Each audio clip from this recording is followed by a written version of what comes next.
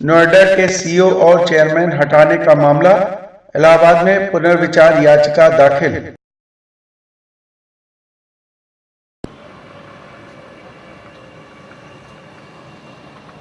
देखिए, आज जो रिव्यू एप्लीकेशन थी वो स्टेट गवर्नमेंट ने फाइल करी थी।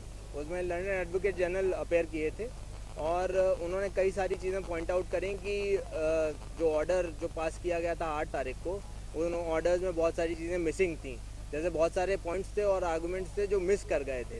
उन बातों को लेते हुए उन्होंने एक रिव्यू एप्लीकेशन फाइल करी थी जो सिर्फ स्टेट गवर्नमेंट ने फाइल करी थी।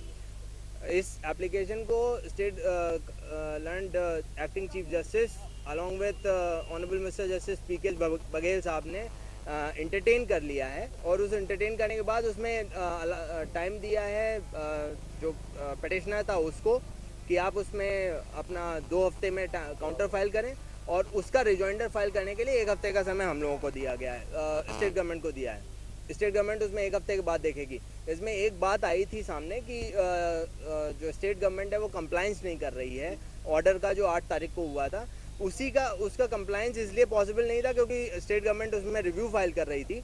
तो इसमें जब रिव्यू फाइल हो रहा है तो जब काउंटर और रिजॉइंडर दोनों हो जाएंगे तो उसके बाद ही अब इसके ऊपर डिसाइड होगा कि एग्जैक्टली क्या करना है क्या नहीं करना है। और साथ में ये भी एक इम्पॉर्टेंट है, जो बहुत ही इंपॉर्टेंट चीज़ कोर्ट ने भी कही कि whether the court has complied with the order or no, this state government has complied with the order or no, इसका डिसीजन भी अब प्रीसीडिंग बेंचेस करेंगे, जो भी अब आने वाली जो बेंच करेगी वो करेगी। तो इसमें जो भी अब डिसीजन होगा वो अब काउंटर रिजॉइंडर होने के बाद इस रिव्यू एप्लीकेशन को डिसाइड करने के बाद ही हो पाएगा।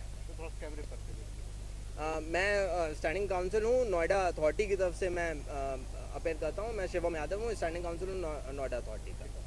Thank you.